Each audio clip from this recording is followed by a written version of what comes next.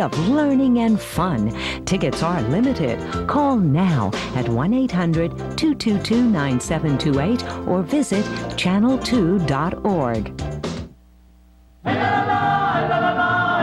mariachi, spirit and soul of Mexico, spreading out to enchant the whole world.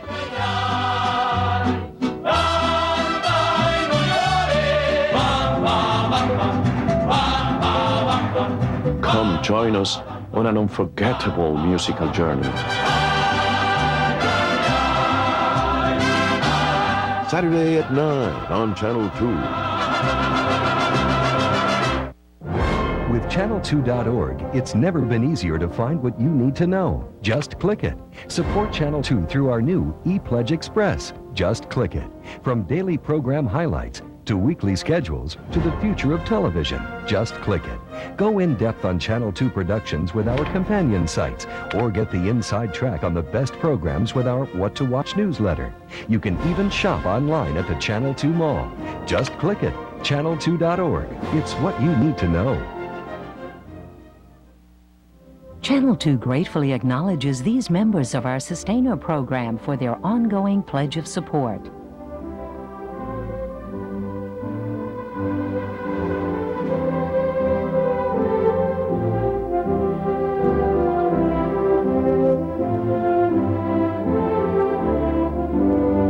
For information about the WPBT Sustainers, call 1-800-222-9728.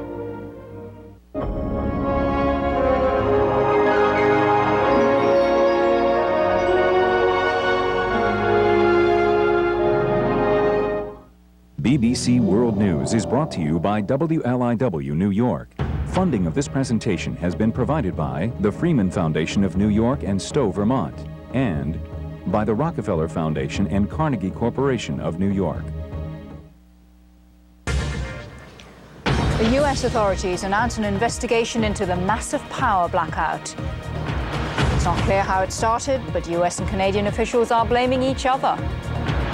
The U.S. says Libya is to present a letter to the UN to settle the Lockerbie controversy. And the first emergency aid shipments arrive in the Liberian capital, Monrovia.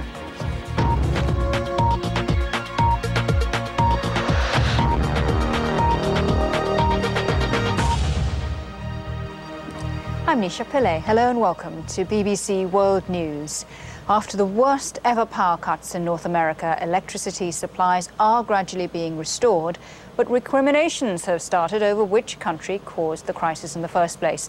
The US and Canada, whose electricity grids are closely interconnected, are blaming each other. President Bush said the blackout was an indication the whole system needed to be modernized. We will view this rolling blackout as a wake-up call. A wake-up call for the need to modernize our electricity delivery systems, and we'll respond. The American president. Well, millions of people remain without power, and there's still widespread disruption to public services. In New York, which is one of the worst affected cities, the subway remains closed. Our correspondent Nick Bryant has spent the day on the streets of New York and sent us this report. Times Square, the heart of New York. Its electrical lifeblood only partly restored.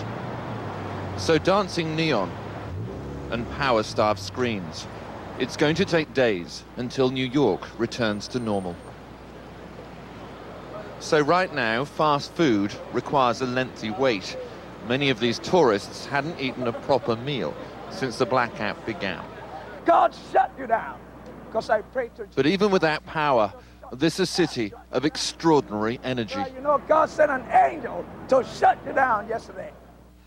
It was just another summer's afternoon when the power went off. Workers left their offices early, trying to make their way home through roads choked with traffic and people. Down below, the subway had ground to a halt. People stranded underground for hours in 100-degree heat. Wait. Let these guys move. Wait. Members of the public became impromptu traffic cops. Do not move. Do not move. Go in. Go straight. Go, hurry up. This was very New York. I actually play a cop on TV. I'm not lying to you. And now you're a traffic cop. I play an FBI agent on The Sopranos. and now I'm playing a traffic cop in New York City. It's the greatest role. This is such a great role. You kidding? It's a role of a lifetime. A blackout in New York City. I've been waiting for this. But for all their efforts, bumper-to-bumper jams. For New Yorkers trying to get home, it's an absolute nightmare. As you can see, many of the streets are completely gridlocked. This car hasn't moved for the past 45 minutes. As night fell, the Statue of Liberty kept shining, but the famous Manhattan skyline was shrouded in darkness. For a time, there was a carnival atmosphere, but thousands soon realized they'd be sleeping on the streets. And with the dark came menace, but thankfully none of the lawlessness and looting which city leaders feared. The people of New York are learning to cope with the unexpected. After the attacks of September the 11th, this has become a battle-hardened city. Then, finally, dawn. A sunrise rarely more eagerly awaited. Power was gradually being restored. People who'd spent the night on the streets finally started to stir. Some had been stranded hundreds of miles from home and couldn't afford hotels. I've been here since 4 o'clock yesterday afternoon. You've been here about 14 hours. Yeah, well, I've been here 14 hours then. You managed to sleep? I dozed for about a half hour. And then there were some mice running around on the sidewalk, so I decided to get up. Yeah, it's very scary as a tourist here. Don't know what to expect first time in New York and I'm sleeping on the streets. But yeah, weird experience. The largest blackout in US history. Another grim test for New York. Well, a US congressional committee is to launch an investigation into the cause of the blackouts. The industry-sponsored body that monitors the grid, the North American Electric Reliability Council, said it could take months to find the exact cause. Fergus Walsh is looking at some of the likely explanations. Now, usually, the night sky over North America is lit up like a Christmas tree. They're the biggest consumers of power in the world. But in parts of Canada and across 7 US states, including New Jersey, Michigan, Connecticut and Pennsylvania, well, the lights went out. As well as New York, the power was down in Detroit and Cleveland, as well as Toronto, Canada's largest city, and Ottawa. Just after 4 p.m, electricity supplies to a staggering 50 million people were lost. So how did such a widespread power failure happen in what's supposed to be the world's most technologically advanced nation? Experts are, well, in the dark, but the blame game has already begun.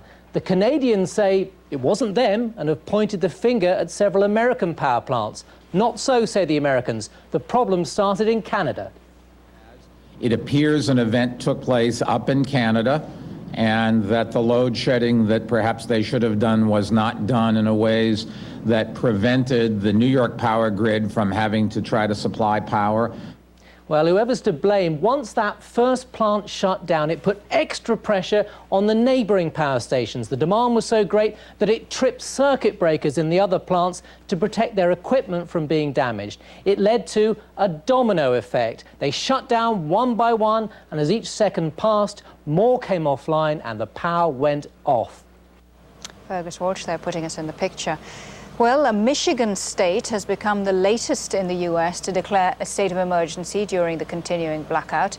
The state governor has urged residents to remain calm. The blackout, however, has forced the closure of some of the world's biggest auto factories. Detroit remained almost completely unplugged on Friday, with little prospect of a resumption until Sunday at the earliest. That's according to officials at the Detroit Edison Power Company. The city's also had major problems with its water supply as a result of the cuts. Libya is expected to hand over a letter to the United Nations very shortly, which may well open the way for a settlement to the long-running dispute over the Lockerbie plane bombing. In it, Libya is expected to accept responsibility for the actions of one of its citizens, the intelligence agent Abdel Basit al-Maghrahi. He, remember, was convicted of the crime by a Scottish court sitting in the Netherlands in 2001. A settlement could mean that each of the families of the 270 people who died in the 1988 bombing would receive up to $10 million in compensation. But Libya says that the final amount of compensation would depend on the lifting of all sanctions against it. Close to their home on the New Jersey shoreline, Susan and Daniel Cohen have much to think about. It's been